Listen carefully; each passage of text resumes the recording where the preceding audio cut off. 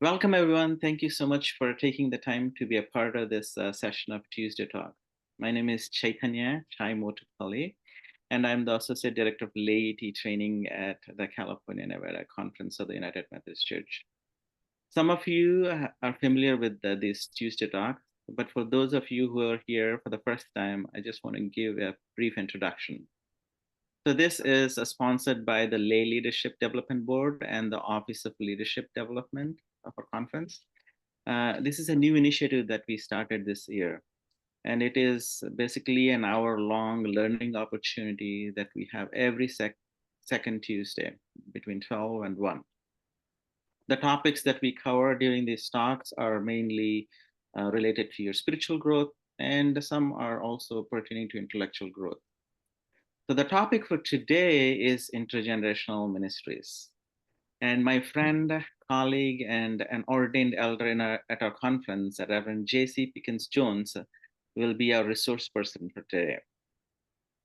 If you were at the annual conference these past 2 years, yes, hard candy. If you were at the annual conferences these past 2 years, you would have witnessed Reverend Jacey's incredible leadership as she led our young people's delegation.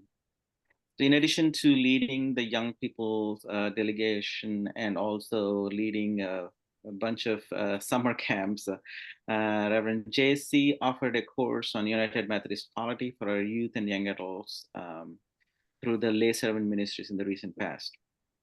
Prior to being appointed as the Associate Director of Intergenerational Ministries in 2022, she served for 2 years at First UMC, First United Methodist Church in Richmond as a pastor. And before that, she served as co-pastor at Sonoma UMC for 2 years. On a personal note, it has been such a joy to work alongside Jacey. We are only separated by a thin wall. Our offices are next to each other. And it's always joy to see Jacey. And, whenever I have, I need somebody to bounce off new ideas, I go to Jacey. And I do go there to vent, sometimes and get Jacey's wisdom. And it's been such a joy to be working alongside her. So that being said, welcome, Jacey. We are so happy that you are here to share your wisdom on intergenerational ministries. So before we go into our conversation, would you like to share more about yourself by way of introduction? Sure. Well, good afternoon, everybody. Thanks for having me, Chai.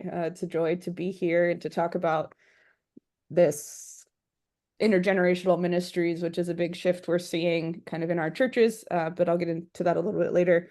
As Chai mentioned, I am an ordained elder. I was ordained just over 3 years ago.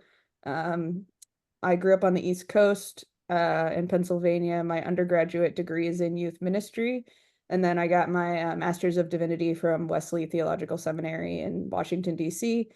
And I've worked with several youth groups and have quite a lot of experience with youth ministry and writing curriculum and that sort of thing. And so it's been really exciting to be able to kind of bring that experience and that energy into this job. And we created the title of Intergenerational Ministries when I was hired full-time for this position, when we realized that Associate Director of Children and Family, Youth and Young Adult and Camping and Retreat Ministry was a little wordy. So we decided to go with intergenerational ministries and have been kind of working on figuring out what that looks like for our conference moving forward. So that's kind of what we'll be talking a little bit about today.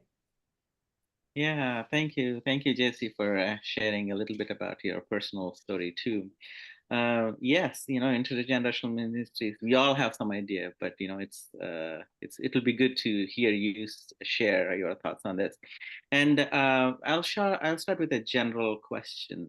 You've been in pastoral ministry for some time now, and you've been serving in this role as the Associate Director of Intergenerational Ministries for the past few years, 2 years. And in your experience and understanding, what is intergenerational ministries all about? And even as you talk about it, how has United Methodist Church historically approached it, and how has this evolved over time? Yeah. So intergenerational ministries is definitely more of like a mindset. There isn't necessarily a blueprint for how to make intergenerational ministries work in your church. One of the things I've kind of noticed, and I've been a lifelong United Methodist. My youth group experience was really vital to my understanding of my call to ministry. And I think one of the things that I've noticed in moving out to California is a lot of our churches don't have children, or they might have children, but you don't have youth, or you don't have young adults, or you don't have anybody under the age of 50.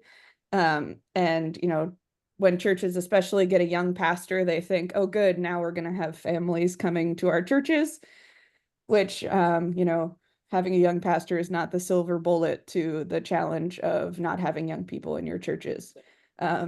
And so I think historically speaking, especially in like the 90s and early 2000s, there was a big push for age segregated ministries where there was the children's ministry, youth ministry, young adult ministry, adult ministry, and they all were very separate from one another. Like when the kids are sent out from worship after a children's moment, then they go and have children's church. Or when I was in youth group, sometimes we would have Sunday school during worship. And things were just very separated. And then all of the leaders who would help with youth group were all under the age of 30.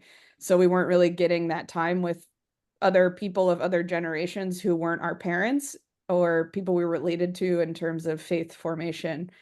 And as things have shifted, and churches are smaller, they have less young children, youth, young adults. They don't necessarily have the people to have a dedicated youth ministry or children's ministry, especially, being able to pay someone to put in the time and effort to start something like that. And kids are so overprogrammed and youth are so overprogrammed that working to make church a priority in our ever progressively secular world has been a challenge. And one of the things about intergenerational ministry that is so beautiful is that it's an intention. It's not just, like putting people of all the different generations in one room and magically hoping that they, build relationships together. I really like the distinction between it being multi-generational, which is just like baby boomers, Gen Xers, millennials, Zers, alpha, we're all in the same room together. But it's that intergenerational model where there's an intentional interaction between the people of different generations to help build relationships. I know some of the most important, influential people in my faith journey were people who were older than me, and then also learning from people who were younger than me too. And so, for example, this past summer at camp, we were very intentional about getting an intergenerational staff. So at camp this summer, we had people who were part of Generation Alpha, which is kids generally thought to be born between like 2010 and 2025. And then we had members of all the generations up into baby boomers who were born between like 1946 and 1964. So we had people that were part of all of those different generations, and it made for such a richer experience because the campers got to hear about people's faith experiences who were older than them, older than their parents, or maybe in between their age of their parents and their grandparents, and they got to hear kind of different experiences of what faith has been like along the way. So that's kind of what intergenerational ministry is. It's that intentional mingling of people of different generations. And just to kind of explain too, we have people living today. We have people who are alive from the past 7 generations. So that includes, the Great Generation, which was like 1914 to 1925. They're 100 almost or older. But there are still people who are alive from then. And then the silent generation, which is the generation that came, during the Great Depression and the start of World War II. and then baby boomers, which is, as I mentioned, 1946-ish to 1964. Gen X is the one after that, that's like 1965 to 1980. And then millennials, which is part of the generation I'm a part of, was born between 1980 and like 1996. And then Gen Z is 97 to 2010, and then Alpha is 2010 to 2025. And Chai will be sending out a resource list tomorrow where I'll have this information included. So don't worry about catching all of that, but there are very distinct characteristics between the different generations. And so there will be a couple articles included on that list that'll go a little bit more deeper into what the different generations are looking for in their relationships and ministry and that sort of thing. Mm. Yeah, thank you so much, Jesse. That's really, elaborate and very helpful to understand what intergenerational ministries is all about. I particularly like the way you put the aspect of intentionality into this. You have highlighted it, and also you said it is a mindset. That makes perfect sense to me. It's not a program you just get from you and then run with it, but it is a mindset about how we incorporate different generations into our program. And I also like the fact that you have had this intergenerational staff at your camps. That is incredible. So I want to talk a little bit more about the practical aspects and how we can, implement some other programs and how can we make them intergenerational. But before that, a theological question, So yeah, even as we think about this as a mindset, do you have any biblical passages or stories that can serve as a foundation for our intergenerational ministries? Yeah, there are actually quite a few, especially in the Old Testament. So, we start off with, you know, Abraham and Isaac. Sure, they were father and son, but it was still an intergenerational relationship. And then kind of down from Isaac to Jacob, Jacob to Joseph, we see the importance of these father-son relationships and how they shaped what becomes, the Israelites. And then we see, Moses with Jethro, Jethro giving Moses encouragement to go and do what God has called him to do. Ruth and Naomi is another example of an intergenerational relationship. And then Samuel and Elijah, Samuel raising Elijah in service to the Lord and, mentoring him along the way. And then Elijah carries that on to Elisha. And we see this kind of domino effect in these people who have been poured into by people of other generations. Those are just some of the ones in the Old Testament. And then the New Testament in particular, we have Mary and Elizabeth. And also, we don't necessarily think about this that much, but Mary and Joseph would have been an intergenerational relationship as well, because he would have been older than Mary. And because people didn't live as long back then, the generational divides would have been shorter terms because people weren't living for as long. So Mary and Joseph would have been, an intergenerational marriage. And then we've got Paul and Timothy. And, I like to think of the disciples as being an intergenerational relationship because we don't necessarily know how old some of them were. And we kind of just see how having people who can pour into you and mentor you and you can learn from them can help enrich someone's faith journey along the way. Thank you. Yeah, a couple of things I can tell is one is you know your Bible very well, JC. Thank you for uplifting all those stories. And the second thing is, one thing that kind of struck me is that, shaping of our faith is very intergenerational. Even as I tell my story, a faith story, I cannot but tell the story of my mom, whose faith has led me here. I see that happening. But, I just want to delve a little bit on that particular aspect of how our faith is being shaped.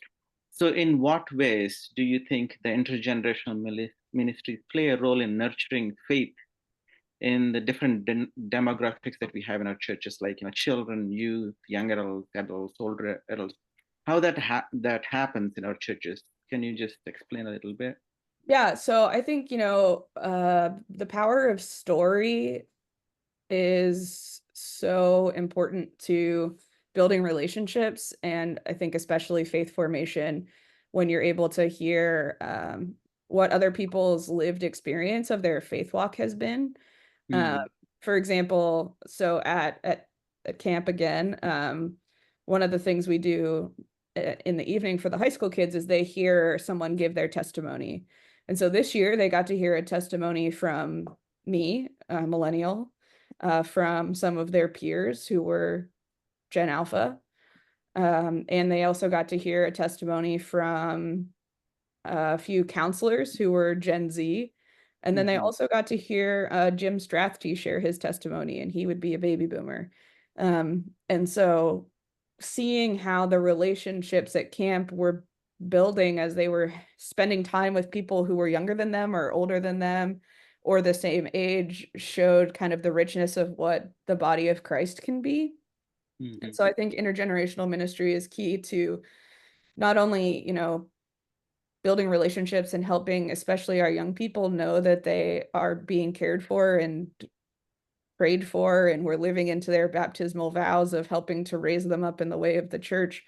It allows our older folks who might, live alone. They may have lost their spouse or partner and they feel lonely. And then the church is somewhere where they can go and feel like they're pouring into the lives of young folks and people care about them and they aren't alone and that they, their story is important and they have value. And I think intergenerational ministries allows that to happen. And kind of mhm, what that looks like for each church could be different. mhm, One of the things about being Methodist that's great is we kind of have systems built in that are supposed to include people of different ages. Like we can have young people on our church council, we can have a young person on our trustees, we can have young people on our SPRC. The Book of Discipline allows for that already kind of intergenerational business side of the church.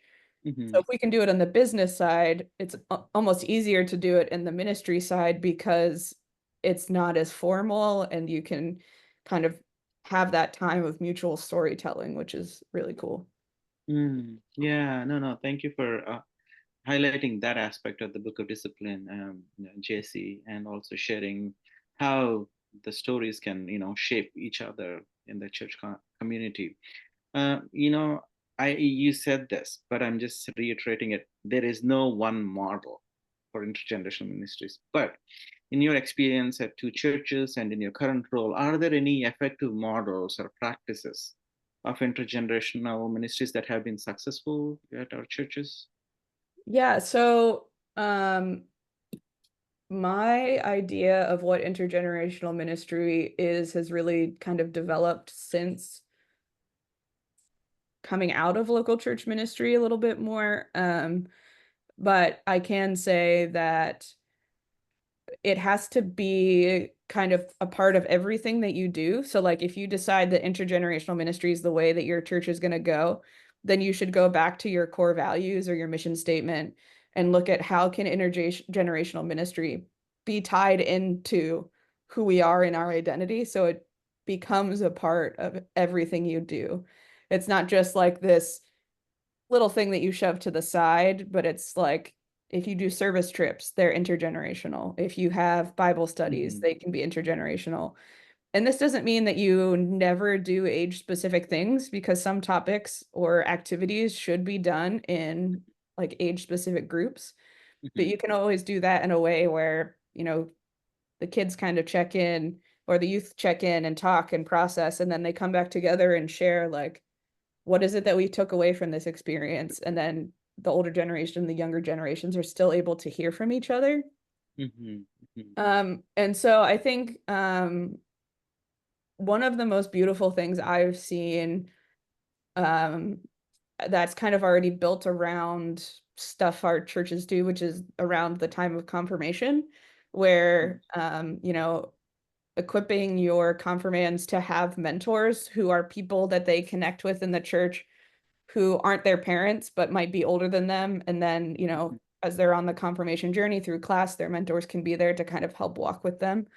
mm-hmm, That would be an example of, confirmation is already something a lot of churches do or want to do, and mm-hmm. is a easy way to kind of tie in other members of the church as well. No, no, thank you. That I did do a confirmation class a while ago, and I did use the idea that you just shared about having a mentor who is not necessarily the parent from a different generation to be that person that they could resort to when they have questions or any concerns. And they took interest, they prayed for each other's confirmants, and then they took them out for lunch or dinner or whatever, and then talked about faith and all that. Well, I really like that idea too. Thank you for that. And another thing that I understood was, as you were saying, responding to this question, is to stop and check what are the things that we do and how intentionally can we make this intergenerational. Mhm. Absolutely. So I know, yes, we heard you and we want to make it intergenerational. Okay, but I'm sure there are challenges. What are some of the challenges do you think that we face as churches, even as we want to implement these intergenerational ministries or do ministry intergenerationally, and how can we overcome those challenges? Yeah, so just a really practical challenge, I think, is Mhm, as we are bringing in, getting more adults in the church invested in intergenerational ministry, and you're having those interactions of people who are over 18 with people who are under 18.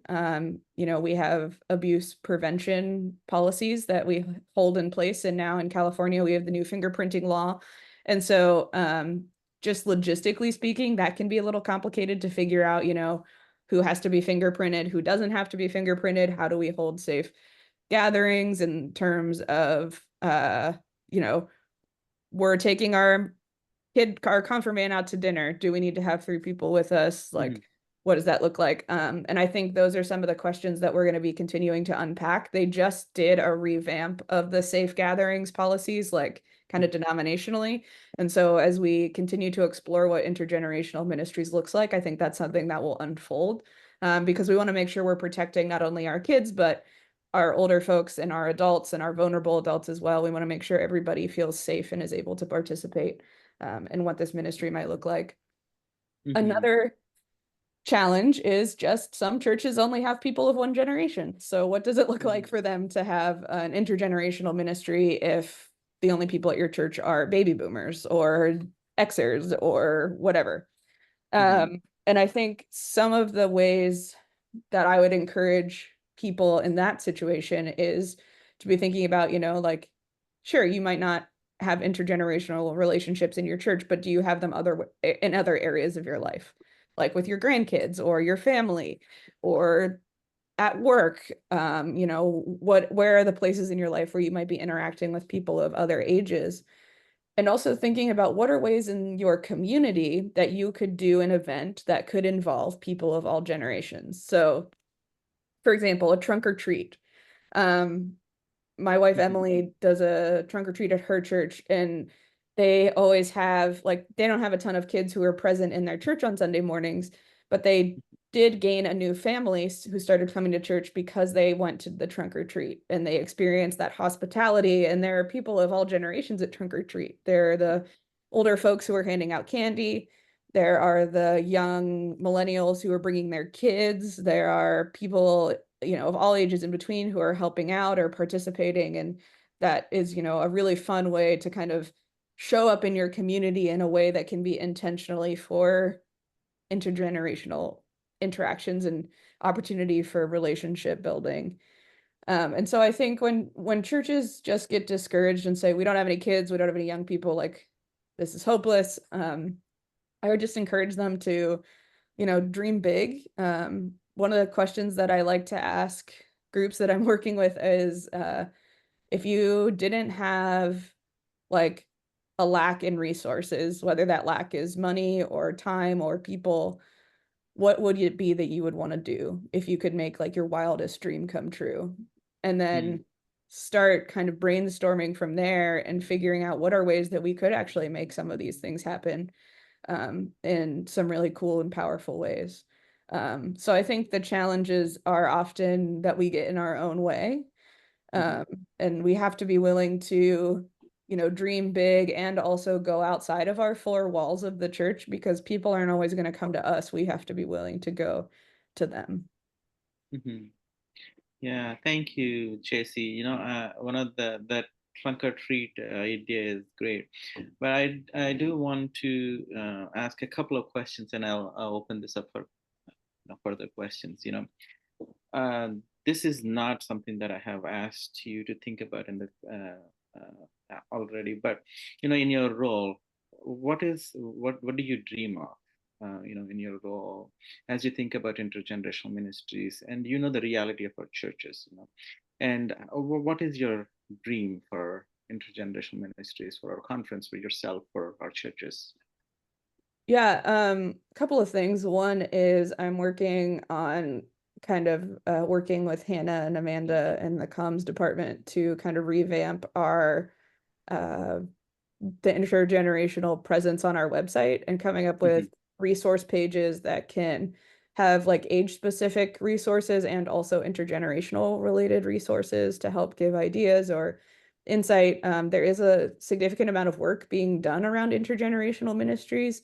We are by no means the only part of the country that's having trouble getting young folks to come to church. And Hmm. so there's definitely been that push towards intergenerational models. And then I would love to be able to, go to churches that are interested in intergenerational ministry and talk with them and kind of help them figure out what it looks like to tie in intergenerational ministries to the work that their church is already doing Hmm. and, have those conversations. And I've worked with a couple churches on helping them, write their mission statement and their vision statement. And so being able to help do that kind of through the lens of intergenerational ministries would be something that would be really great to do. I'm also Thank. hoping that we can tie together the work of, we have a new conference committee on children and family ministry, and then we have the conference committee on young people's ministry. And I would love to see like how those committees can work together to build some relationships there and tying in, the work that Camping and Retreat Ministries is doing in higher ed and the laity training that we're doing, have all of that be tied in and offered for the younger folks and the older folks in our community, and just providing opportunities for them to learn and serve together. Yeah, no, that's wonderful. Yeah, thank you, Jesse, and thank you, Amanda and Hannah, for collaborating on this important segment of our ministry. And you have signed up to go to different churches, so pastors and laity who are here, please reach out to Jesse if you are planning to think through this intergenerational ministries and how to make that happen at your church. We are, in August, and one of the ideas you already shared is the trunk or treat idea, which can be intergenerational. Mhm. Can you think of any other ideas that our churches can, think of and see how they can do, which will be intergenerational for this fall and maybe even Yeah. spring? So I think if your church already has a certain like specialized ministry, like you do a food drive or you make a meal that goes to a local homeless shelter, or um like I know in Woodland they do kind of a pantry of like wellness items and that sort of thing. I would say, get the kids involved in helping set that up and collecting donations and being present in there. Get the older folks involved in uh, being present at those events too. Or, if you have coffee hour after church, maybe do some intentional like conversations that people can sit around at tables and have something intentional to talk about. That doesn't have to be every week because sometimes people just want to kind of have time to check in. But if you have some intentional check-in questions, it might help people get to know someone else in the congregation who maybe they don't know as well. Hmm. I think other ways, if you want to figure out kind of what are the needs that your communities are facing, if you are a pastor or a lay person, you can look at the mission insights, which we have access to through the conference website, and see kind of what are the demographics of the area where you live. And that'll help you have a better understanding of maybe what are some things you could do to engage in the community. Or does the community have an event that you could, have a table at where you hand out, I don't know, like in my last church, they would do like a Christmas tree lighting um, in the center of the little square that was there. Maybe you could like have a table and sell Christmas cookies or something, and you could invite or a table where people can come and decorate a Christmas cookie, and then the kids would be interested in that and getting sticky and eating sugar and that sort of thing. I think there are a lot of different ways that you can make something intergenerational without making it a lot harder on yourself. And so just kind of being willing to think outside the box. Thank you, Jacey.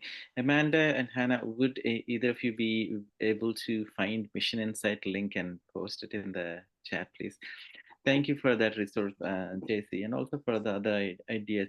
I know there are pastors and laity who are here who might have other ideas too. I would open this up for sharing those ideas, as well as if you have any question for Jacey, this is the time to ask those questions, concerns, ideas, anything that you want to share. The floor is open.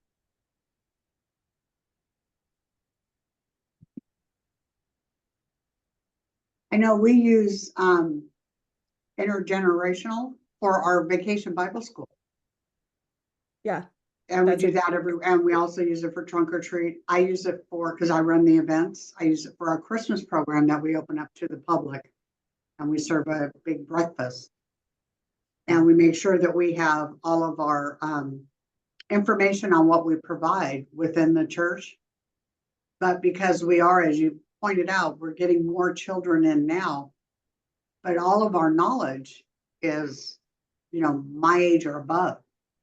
So to have those different people involved in all of those issues, all of those different events, has really worked out very well.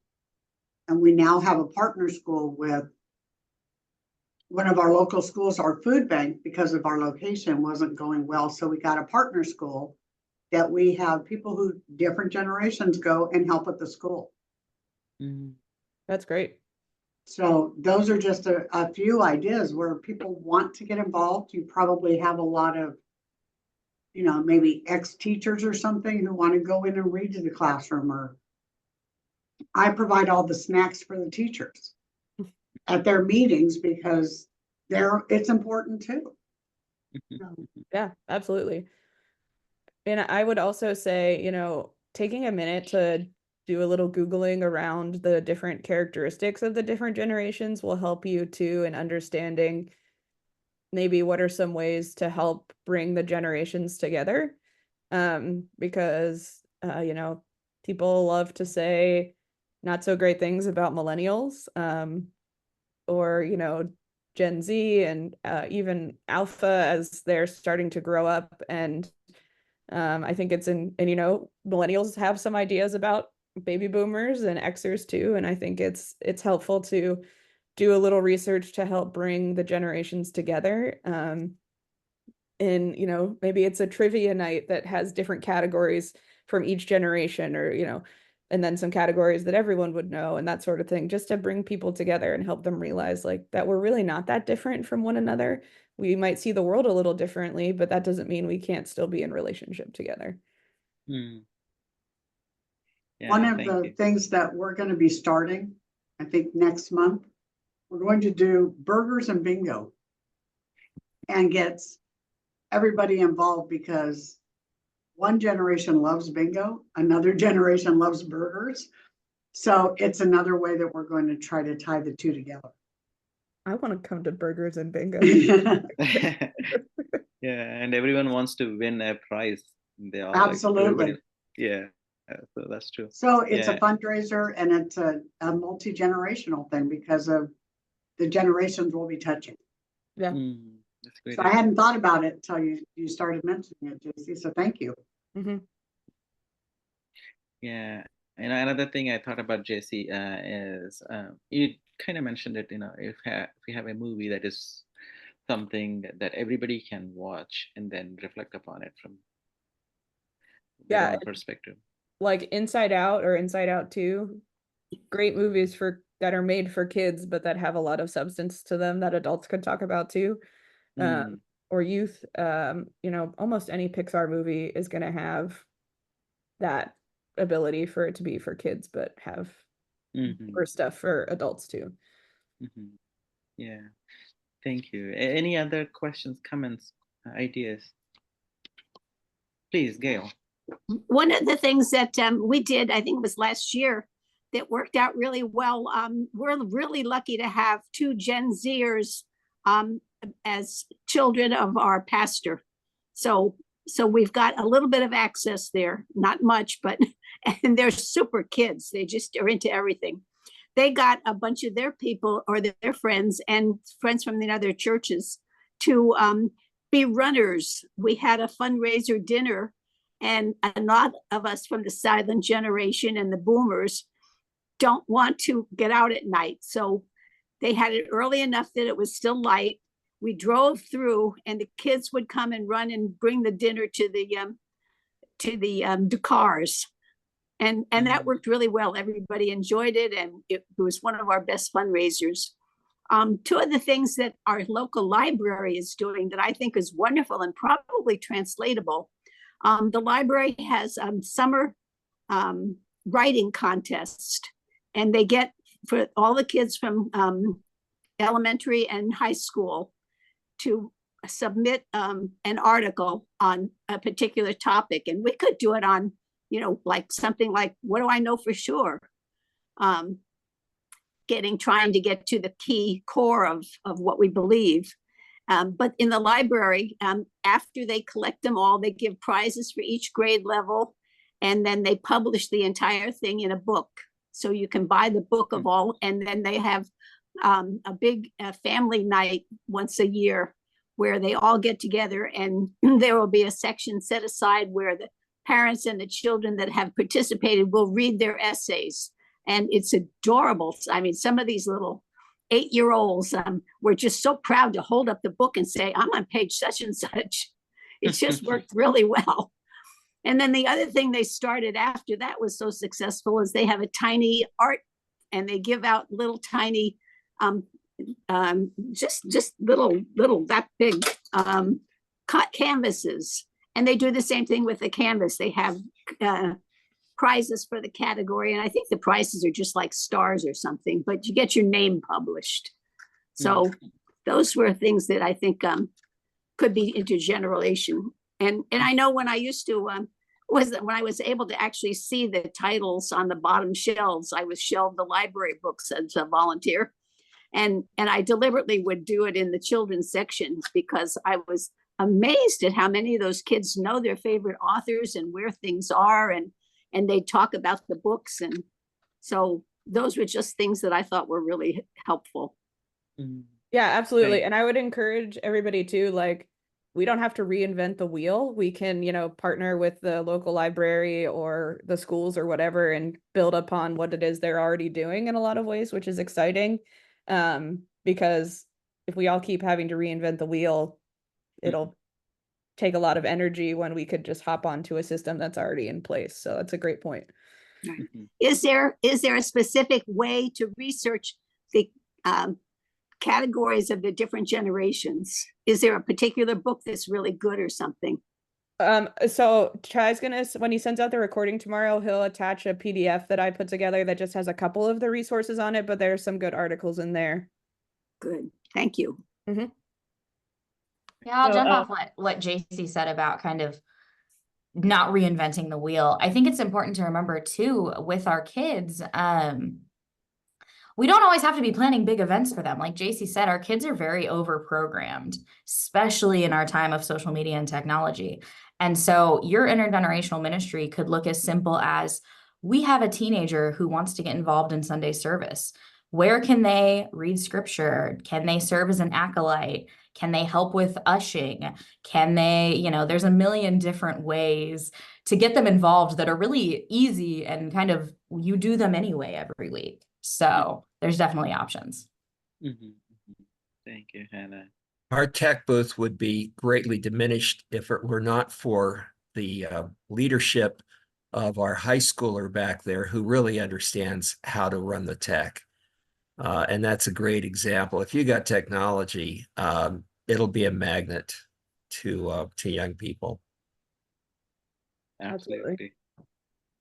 So we in Sonoma have a preschool, and I don't know that they've been doing this, but a long time ago, they used to have grandparents. So grandparents who don't have their kids in town would come and read stories to the preschoolers.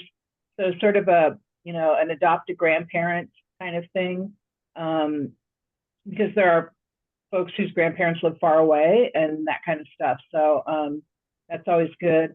And then with the preschool, our preschool, when they have events, we try to get somebody from the congregation who are older to participate, whether it's just handing out tickets at the door or, serving ice cream or whatever it is. Just try to get the preschool teachers seeing the church people, or not the preschool students and families seeing the church family. So yeah, thank you, Candy. Anyone else? Any ideas, questions?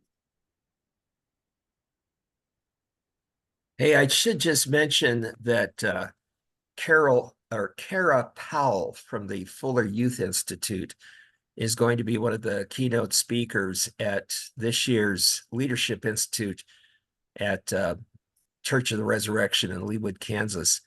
I'm going to that, and I've also been a part of cohorts in the past with Fuller Youth Institute. The last book I used, which was Growing Young, was a phenomenal resource on intergenerational kinds of ministries. I think if any of you have the ability, it would be good to either go out to Kansas City, or deal directly with Fuller Youth Institute, because they have cohorts that come together. We did several in our conference several years ago. And actually, JC, I don't know, that might be something you might want to consider. You could put together a cohort and resource some of us. But I find that kind of activity at least encourages us and sometimes leads us in directions that we wouldn't normally take. So just stick that in your back pocket. Thank you, Pastor Lee. Yeah, anybody else? Any ideas, questions for JC?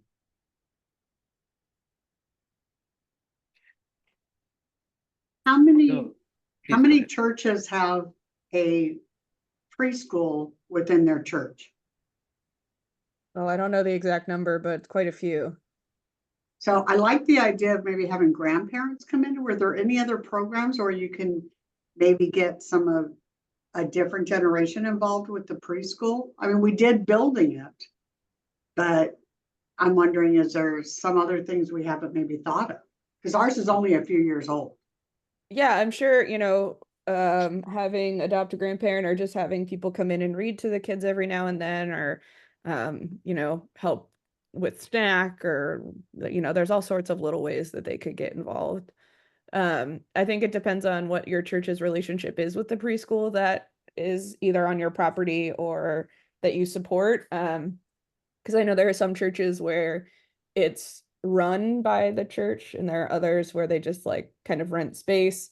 And so I think having an understanding of what the relationship is between the church and the preschool is important. And then, working with the director and the teachers to figure out what are some ways you could work together, because it will really enrich the lives of the kids, being in intergenerational relationships. And there's research that's starting to come out that shows how important those intergenerational relationships are. One of the things that I do is on Sundays, I have the pre-Ks. And so those little guys, and then I have a 92-year-old woman who comes in and sings songs with them. And they look so forward to Miss Betty coming in. Yeah, exactly. That's a perfect example. Yeah. Can I share something? Please, Aji, go ahead. Hi. My name is Adi Nambo. I serve as a certified lay minister. I really like the sharing and the uplifting of the degeneration. And the more I hear our speakers speak today, Reverend Jones and Ty, the more my heart is uplifted that, you know, this is the church. And then now we have to get not to rework the wheel, but we have to keep having that wheel keep moving in our community, in our church, so that we are able, and our children, the youth and all, they are sitting there respecting us. But if we don't acknowledge and embrace and uplift what little they do, that's just the way. I love it that I hear the grandparents and all. And to me, the more I hear that, that's just my heart. How we hand me down, how you show them the pathway.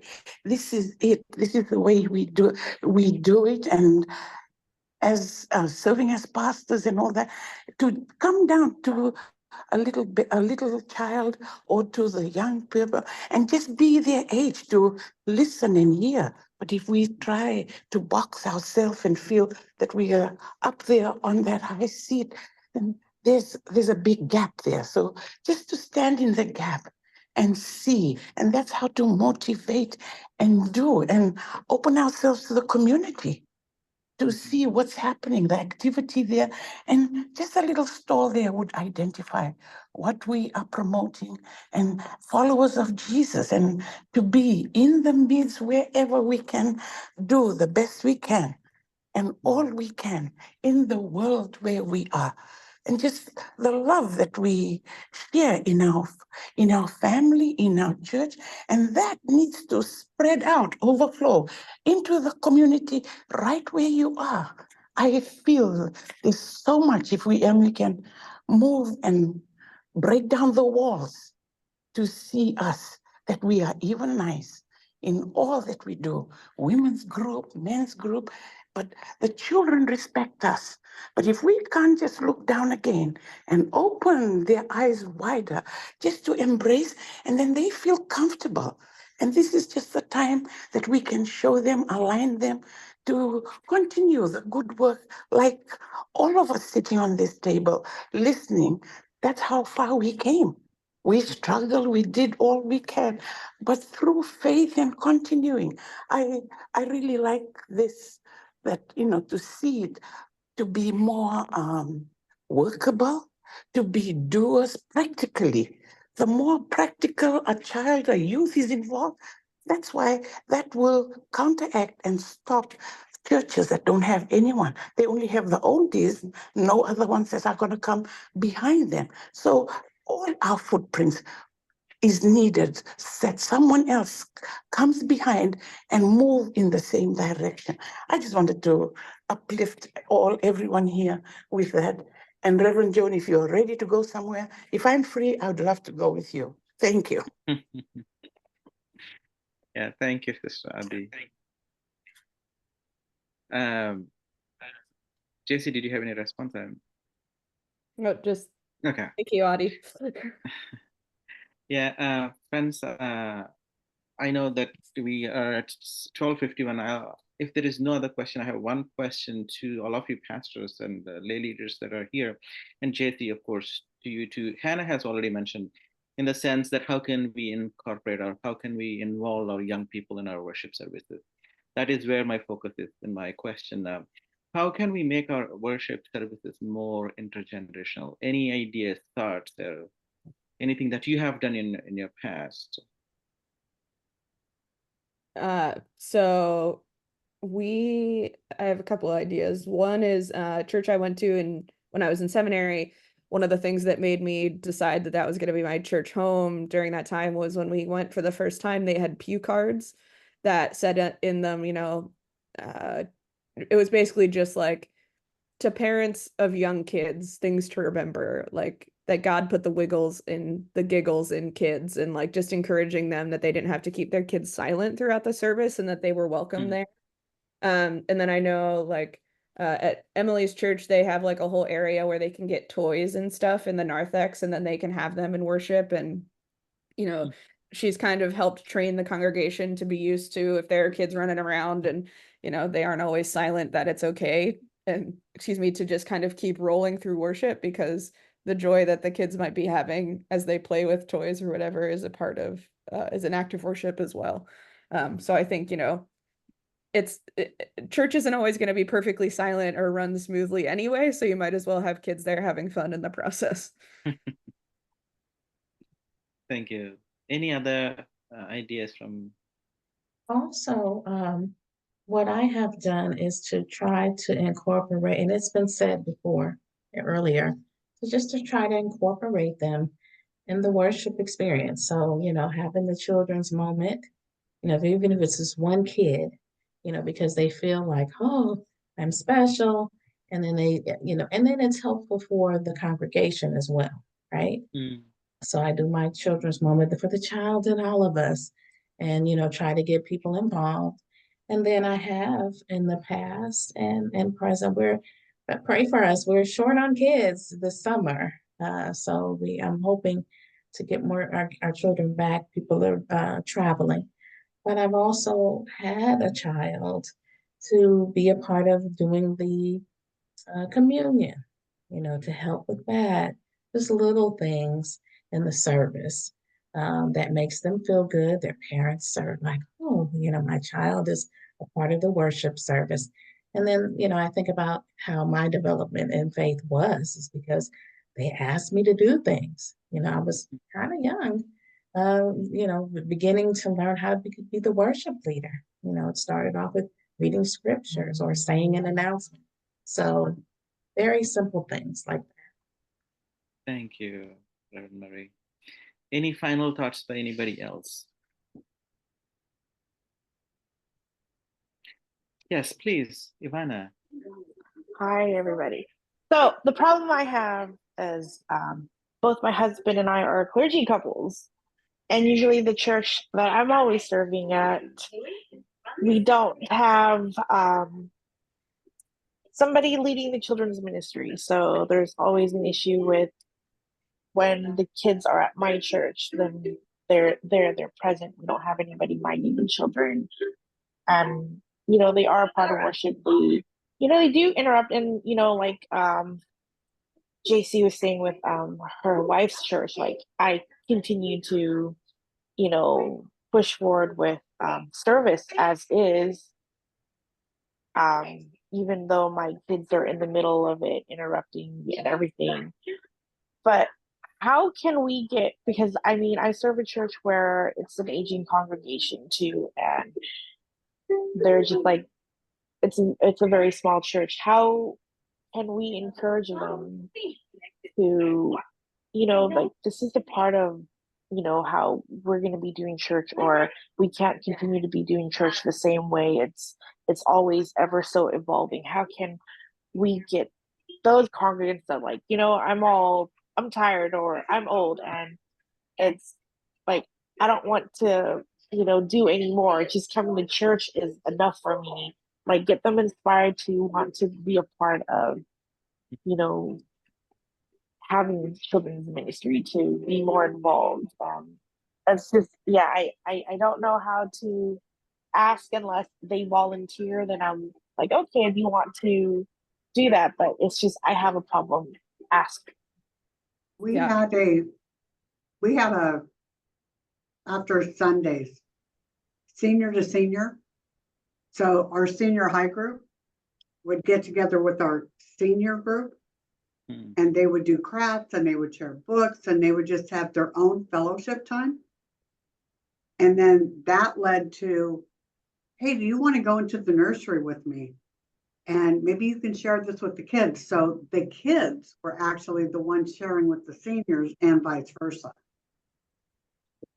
I don't know what the demographics are of your church as far as age-wise, but that was a huge plus for us. And then COVID happened, and then that's a whole different story. But yeah, something else that you can do too is do a sermon series like around spiritual gifts and how different spiritual gifts can tie in practically to the ministry that the church is doing. And encouraging, you could even do a sermon series on the intergenerational relationships in scripture and helping to shift the church's mindset into a more intergenerational model. I think now I have a new idea for a resource to put together, a worship series on intergenerational ministry. So Ivana, you and I can talk more. Yeah, thank Thank you. you. Yeah, it seems like the mindset that you're talking about, JC, is, it has to happen throughout the church for us to consider. No, it sometimes when a baby cries, it is considered as interruption rather than a holy encounter. How do we change that mindset? I think that would be a wonderful resource, I'm sure, for all of our churches to put together. And friends, before I thank all of you, I want to thank JC for your wisdom and your thoughtfulness and your presence this afternoon. Thank you for being with us and sharing your wisdom on this important topic. And as JC has promised, she's willing to travel and be a part of the formation. If you're thinking of intergenerational ministries, and if you need ideas and thoughts and some kind of direction, please reach out to JC, and she's going to help with that. And as JC mentioned, I will be sending you the video recording of this and also the resources that she has put together tomorrow in an email. And friends, those of you who are here, thank you so much for your presence and your participation in this afternoon, this Tuesday talk. You've been faithful, continuously participating in this, and I'm really thankful and grateful for your presence. Our next Tuesday talk. Brother Chai, can I just share something about the worship? Please. For young people, I just wanted to share, it just came into my mind now, with us, the Fijian community, during Palm Sunday and the youth gathering, those are 2 times the whole worship from start to finish is taken care by the Sunday school, young people for Palm Sunday, and for in October, we have a youth day that we think about all our young people and all that. And that in a church where the Fijians are, we have that all done. The youth leads it and finishes. The whole program is led by the youth. I know Pastor Jeanette was very touched when she first saw that. Young children, first grade, they're saying their psalms, the one that leads it, all Sunday school for Palm Sunday. I just wanted to put that out. Maybe that's one way that we involve and we see. And then the teachers of Sunday school and the youth, before that event come, they prepare and then we pray about this topic and all, and then give it out to the children. Just that I wanted to share. Thank you. Yeah, thank you, sister. Thank you. And thank you again, everybody. And the next Tuesday talks will be on September 10th. It will be on communication, as in, as we were getting into this election season, there are so much of division and, so much of angst. So how do we communicate with each other, our church members, and amongst ourselves on Facebook and all that stuff?